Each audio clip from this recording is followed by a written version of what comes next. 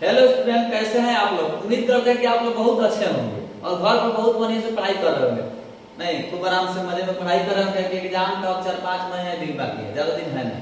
चलिए, कहा जाता है कि अंत भला तो सब भला, इसलिए मुझे उम्मीद और पूरा विश्वास है कि आप लोग बहुत अच्छे से घर पर होंगे और बहुत अच्छे से पढ़ रहे हैं। चलिए, आज के इस वीडियो में लेके आए हैं 12 क्लास के हिंदी के, मतलब 12वीं कक्षा के हिंदी के 3 पाठ संपूर्ण क्रांति पाठ की कहानी का सारांश, जो बिल्कुल आसान भाषा में इस वीडियो में क्या किया जा रहा है, डाला जा रहा है। चलिए, जयप्रकाश नारायण के द्वारा यह संपूर्ण क्रांति लिखा गया, जो बहुत ही अच्छी क्या है इस कहानी का सारांश हम क्या करेंगे, एक बहुत ही शॉर्टकट वीडियो में आपके सामने क्या करेंगे, हम टेस्ट करेंगे। आपको खूब अच्छे से याद कर लेना है और इस तरह से अपना से भी कहानी के सारांश बना करके परीक्षा में लिख देना है, ताकि पूरा अंक प्राप्त हो जाए। तो चलिए, ज्यादा देर तक वीडियो को ना करते हुए देर ना करते हुए शुरू करते हैं इसका 1 नंबर पेज। चलिए, पाठ का सारांश है कि पटना के गांधी मैदान 5 जून 1974 को दिए गए भाषण का यह अंश है। क्या है कहानी, जयप्रकाश नारायण के द्वारा दिया गया गांधी मैदान पटना में 5 जून 1974 को दिया गया भाषण का एक अंश है, मतलब छोटा सा भाग है, जो जयप्रकाश नारायण जी के द्वारा ही कब गांधी मैदान में 5 जून 1974 को दिया गया था। ठीक है, समझना। चलिए, संपूर्ण भाषण पुस्तिका के रूप में प्रकाशित है। यह जो भाषण है वो किताब के रूप में, पुस्तक के रूप में प्रकाशित है। चाहे आप संपूर्ण क्रांति का एक बहुत इतना मोटा सा किताब होता है, उसको आप खरीद करके पढ़ भी सकते। चलिए, आगे बढ़ते हैं।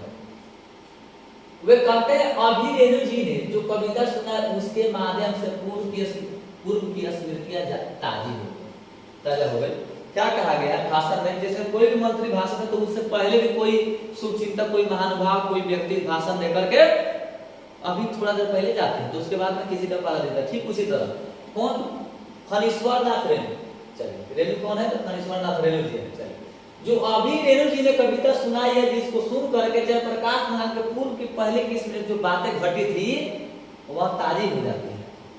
वे दिनकर जी और गंगा बाबू से भेंट की भी चर्चा करते हैं। जयप्रकाश नारायण दिनकर, अंधारी सिंह दिनकर और गंगा बाबू से जो मुलाकात हुई, जो भेंट हुई थी, उनकी भी चर्चा करते हैं और कहते हैं कि जब दिनकर जी ने कहा था कि मैंने जो आंदोलन प्रारंभ किया है उसमें हमारी आशाओं की पूर्ति दिखाई देती है। क्या उनसे कहा था अंधारी सिंह दिनकर ने कि मैंने जो आंदोलन प्रारंभ किया उसमें हमारी सब आशाओं की पूर्ति दिखाई दे रही। मतलब हमने दुनिया में जो आदमी मेहनत से कोई काम करता है, जो अच्छा काम करता है, समझिए उसको कामयाबी जो होती है ना, वह दिखाई अवश्य देती है। ठीक, चलिए, मेरे भाषण में क्रांति के विचारों में जिन पर आपको अमल करना होगा। जयप्रकाश नारायण का भाषण बोल रहे हैं, दर्शक लोग बैठे हैं, उनके शुभचिंतक, उनके दर्शक प्रेमी लोग बैठे हैं, उनके भाषण के प्रेमी बैठे हैं, उससे बताते हैं कि मेरे भाषण में क्रांति के विचारों में जिन पर आपको अमल करना होगा, ध्यान देना होगा, समझना होगा, बुझना होगा,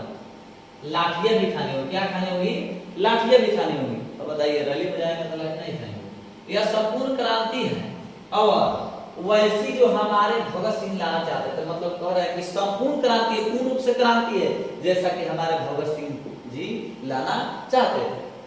स्वराज से जनता करा रही है, स्वराज से जनता करा रही, भूख, महंगाई और भ्रष्टाचार, रिश्वत, अन्याय यही आज यहाँ व्यापक है। आज हमारे देश में देखा जा रहा है कि जनता जो स्वराज की मांग से करा रही है, भूख, महंगाई, भ्रष्टाचार, रिश्वत, अन्याय, यही सब यहाँ व्यापक देखने को मिल रहा है।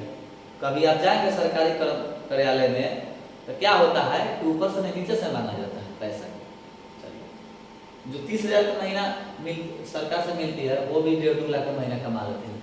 कहा जाता है कि हमारा देश भारत महान, यहाँ एक से एक है बेईमान। चलिए, ज्यादा ना कहेंगे, चलिए कोई बात नहीं। व्यापक है, शिक्षा पाकर व्यक्ति ठोकर खाता फिर रहा है। कह रहा है कि शिक्षा पाकर व्यक्ति ठोकर खाता फिर रहा है और कम शिक्षा वाला जाकर के सर्विस कर रहा है। बहुत बढ़िया, कैसा आखिर हमारा भारत ना है। शिक्षा पाकर व्यक्ति ठोकर खाता फिर रहा है। यहाँ नारे तो लगते हैं पर गरीबी हटती नहीं। जो भी देश के नेता जो बनते हैं, जो भी नेता बनते हैं, वह नारा लगाते हैं कि हम लोग गरीबी हटाएंगे, महंगाई को दूर करेंगे, बहुत सारी समस्याओं का समाधान करेंगे, लेकिन ऐसा कुछ नहीं होता। कहा जाता है कि अपना काम बनता भाड़ में जाए, लगता है पर गरीबी हटती नहीं, बढ़ती ही चली जाती है। भाषण में दिनकर जी कविता और उनके निधन की भी चर्चा की जाती है। क्या है कि बढ़ती चली जाती है, भ्रष्टाचार वगैरह बढ़ती चली जाती है दिन पर दिन।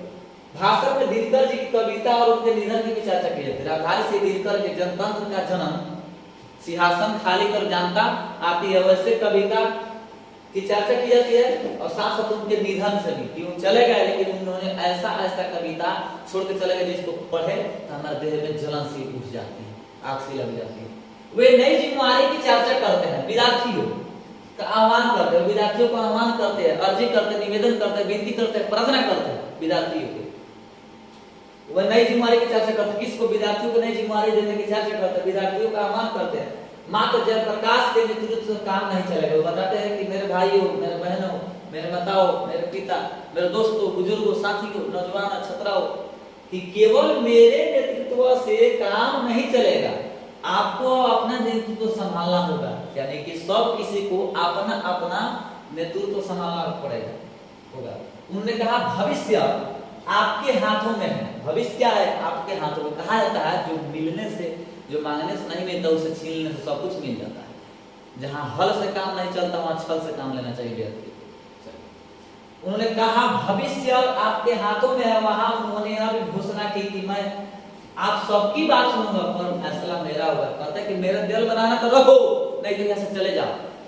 आप जो भी कहोगे मैं सब सुनूंगा, सबकी बातों पर ध्यान दूंगा, लेकिन फैसला केवल मेरा ही होगा। कौन बताता है जयप्रकाश नारायण? क्या पता हम इनके बात मान ले, उनके बात मान ले और इनके बात से हम लोगों में क्या हो जाए, दल खत्म हो जाए, जो जितना भी पार्टी का जो क्रांति वो सब इतर बितर है। इसलिए हम सब की सुनेंगे, लेकिन जो हम अपने मन से करेंगे वही सबको मानना होगा। सुनेंगे तो हम सबके, लेकिन क्या होगा? फैसला मेरा ही होगा। जो हम फैसला करेंगे आप लोग को मानना होगा, क्योंकि हम जो भी फैसला करेंगे सबके हितों के लिए, सबके फायदे के लिए हम काम करेंगे। चलिए आगे बढ़ते। यदि ऐसा नहीं हो सका तो आपस में झगड़े में बहसों में हम पता नहीं किधर भी खड़े। पता है कि अगर ऐसा नहीं हम करते हैं तो हम लोग क्या करेंगे? दूसरे को कहा तो उनका बात नहीं, कहा तो उनका बात नहीं। यही समय हम लोग क्या करेंगे? अपना समय को बर्बाद कर देंगे और तीतर बतर बिखर जाएंगे। हमारा जो अच्छा काम है वो नहीं होगा और हम लोग दब काम में चले जाएंगे, बुरे काम में हम लोग चले जाएंगे। वे अपने विदेशियों की अनुभूतियां भी सुनाते हैं। वे अपने विदेशियों की अनुभूतियां, दुख तकलीफ को भी सुनाते हैं और फिर कहते हैं कि मेरे पास गफूर साहब और चंद्रशेखर मिलने आए, पर सब लोग उन्हें डेमोक्रेसी का पाठ पढ़ाते हैं कि मेरे पास गफूर साहब और चंद्रशेखर मिलने भी आए। सब लोग ने मुझे डेमोक्रेसी का पाठ पढ़ाया, सब लोगों ने अपना अपना विचार प्रकट किया, अपना अपना भावना पता का, मुझे कोई प्रेरित किया, कोई आगे बढ़ने के लिए कहा, कोई पीछे घटने के लिए, कोई सही काम कहा, कोई गलत कहा। यानी जो लोग आए अपने अपने विचार रखे, लेकिन मैं जो अपने मन में आएगा वही करूंगा। चलिए, शांतिमय प्रदर्शन, शांतिमय जुलूस के रूप में यहाँ प्रदेश के कोने कोने से लोग आ रहे हैं। जयप्रकाश नारायण बताते हैं कि हमारे यहाँ शांतिमय प्रदर्शन के रूप में, शांतिमय जुलूस के रूप में देश के कोने कोने से लोग आ रहे हैं, पर उन्हें रोका जा रहा है, रोका गया, पीटा गया। क्यों? कि जो लोग शांति तरीके से जुलूस लेकर आ रहे हैं देश के कोने कोने में, उसको तो पहले रोका जा रहा है, उसके बाद में दूसरी बात की उसको पीटा जा रहा है। आखिर पीटने का कारण क्या है? चलिए आगे बढ़ते। इस पर छात्र बिगड़े भी होंगे, पर इसका क्या उत्तर किसका हो सकता है? मान लीजिए कि जो छात्र आंदोलन में आए थे उस देश के कोने कोने से, उसको रोका गया, पीटा गया, तो क्या करेंगे? वो तो चुप थोड़े बैठेंगे, चूड़ी थोड़े पहनेंगे। अगर पुलिस लाठी चलाए तो छात्र क्या ईटा पत्थर नहीं चला सकते हैं, कुछ भी कर सकते हैं होंगे। इसका उत्तरदायी किसका है? एक पुलिस अधिकारी का कहना था कि यदि जयप्रकाश नारायण नहीं होते तो बिहार जल गया होता। उसी में से, उसी आंदोलन में से एक बहुत अच्छे पुलिस अफसर थे। दुनिया में जो होते हैं ना, कुछ ऐसे व्यक्ति होते हैं ना जो कितना हो पद पर चले जाते हैं, लेकिन उनका विचार विमर्श जो होता है ना कि धरती को छोड़कर कहीं दूर नहीं जाता। वो बहुत अच्छे विचार थे। उन्होंने कहा कि यदि इस तरह सरकार जो कर रही है, अगर जयप्रकाश नारायण नहीं होते तो जो पुलिस के डंडे छात्र पर बरस रहे हैं, इससे कितना बड़ा बड़ा बवाल हो जाता है। लेकिन बताते हैं कि केवल एक जयप्रकाश नारायण ही है जिन्होंने, अगर नहीं रहते तो बिहार कब का जल गया होता, बिहार खत्म हो गया था। उन्होंने सब लोगों ने जलती हुई आग में घी तेल डालने का काम किया, लेकिन जयप्रकाश नारायण एक ऐसे महान क्रांतिकारी व्यक्ति थे जो शांति से आंदोलन कर रहे थे, और इस आंदोलन में जो आग फैल रही थी, जो बातों की आग, उस पर वह तेल घी की बजाय पानी डाल रहे हैं ताकि ये आग बुझ जाए और हमेशा हमेशा के लिए हमारे देश में शांति हो जाए। चलिए, कौन बता रहे थे? एक पुलिस अधिकारी के कारण देश की सारी स्थिति की चर्चा करते हुए उन्होंने कहा था कि हमने फिर भी लोकतंत्र में स्थापना की है। उन्होंने क्या कहा कि तमाम स्थितियों को चर्चा कर, दुखते और तकलीफों को चर्चा करते, देखिए थोड़ा करते हुए उन्होंने कहा कि मैंने लोकतंत्र की स्थापना की है, मैंने लोकतंत्र को बचाया है, मैंने लोकतंत्र को बनाया है। डर तो उसी को होता है जो किसी को बनाता है। मैं चाहता हूं कि दल विहीन लोकतंत्र, इसमें दल विहीन लोकतंत्र होना चाहिए जिसमें किसी के संख्या में आ जाने से, किसी के नेता के कहने से कोई काम न हो जाए और जनता कराती रह जाए लाखों करोड़ संख्या पुस्तक में, ऐसा कुछ नहीं उनमें। उनका यह भी कहना था कि हमारा ध्येय मात्र शासन से संघर्ष करना। उनका कहना था जयप्रकाश में, हमारा ध्येय मात्र शासन से संघर्ष करना, स्ट्रगल करना,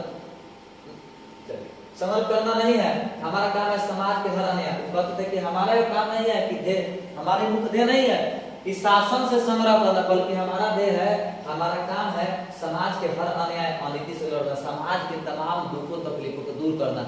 जिसलिए हमको जानता है इस पद पर बैठाई है, यहाँ लाई है, उस समस्या को हमको समाधान करना है। चलिए, घुसखोरी रोकना है, हर प्रकार के गांव के अत्याचारों पर प्रहार करना है, साथ ही यह संघर्ष निर्दलीय होगा। कह रहे हैं कि जितने भी हमारे देश, गांव, शहर, टोला, बाजार, नगर में जो भी अत्याचार हो रहा है उस सब पर हमको प्रहार करना है, उसको क्या करना है? खत्म करना है। और साथ ही यह संघर्ष का भी संघर्ष निर्दलीय, इसमें कोई दल नहीं होना चाहिए। ये नहीं कि कोई अवर है अच्छा काम करे तो उसको हम दबा करके खत्म कर दे, आई को जबरदस्त होना से हम आगे, ऐसा नहीं। हमारा संघर्ष निर्दलीय होगा, इसमें कोई दल नहीं होगा। ठीक, चलिए इसके बाद में हो गया। चलिए, वीडियो कैसा लगा? शेयर और कमेंट, चैनल को सब्सक्राइब जरूर कीजिए। कहा जाता है कि दोनों कंधे पर एक जैसा बोझ, कहीं ज्ञान तो कहीं रोटी खोज। बहुत ही अच्छा, कलम से क्रांति, बहुत ही अच्छे महान भाव के द्वारा लिखा गया है कि दोनों कंधे पर एक जैसा बोझ। क्या लिखा गया है? कि दोनों कंधे पर, इनके भी कंधे में देख लीजिए, ये बहन जी है, ये जो गरीबी के कारण कबाड़ी का झोरा लिए और एक बच्चे लोग हैं, 2 आदमी स्टूडेंट लोग, ये लोग क्या किया? बैग लिए। कहा गया है कि दोनों कंधे पर एक जैसा बोझ, कहीं ज्ञान की तो कहीं रोटी की खोज। कितना गरीबी की बात है। दोनों कंधों पर एक जैसा बोझ, कहीं ज्ञान की तो कहीं रोटी की खोज। क्या लिखा गया है? बहुत ही अच्छा शुभचिंतक महान भाव के द्वारा लिखा गया है कि दोनों कंधों पर एक जैसा बोझ, कहीं ज्ञान की तो कहीं रोटी की खोज। दुनिया जो है ना अपने काम में लेना, लेकिन इसी में कुछ ऐसे अत्याचारी लोग हैं जो ऐसे ऐसे गरीब जनता के बच्चों के हक का पैसा, उनके हक के पैसा, जो हक के उनके पैसा होता है, वो मारकर क्या करते हैं? मारकर खा जाते हैं। क्या करते हैं? मारकर उनके हक के पैसा खा जाते हैं। थोड़ा सा दिक्कत, थोड़ा टच कर रहा है। क्या होते हैं? इनके घर देखिए, इनके चेहरा, और ऐसे लोग का पैसा मार करके बड़े बड़े नेता जो होते हैं खा करके अपने बाल बच्चा को पूरा महान से महान बनाते हैं। चलिए, वीडियो कैसा लगा कमेंट में अपना राय दीजिएगा और अच्छा लगे तो लाइक कीजिएगा, अपने दोस्तों के पास शेयर कीजिएगा। मिलेंगे फिर एक नए वीडियो के साथ, नए ऊर्जा के साथ। तब तक आप लोग मन लगा के पढ़ते रहिए, अपने काम व्यस्त रहिए। इधर जाने से 9 फायदा, पढ़ने से 2 फायदा। चलिए, वीडियो कैसा लगा अपना राय जरूर देना है। मिलेंगे फिर एक अगले नए वीडियो के साथ। तब तक जय हिंद, जय भारत।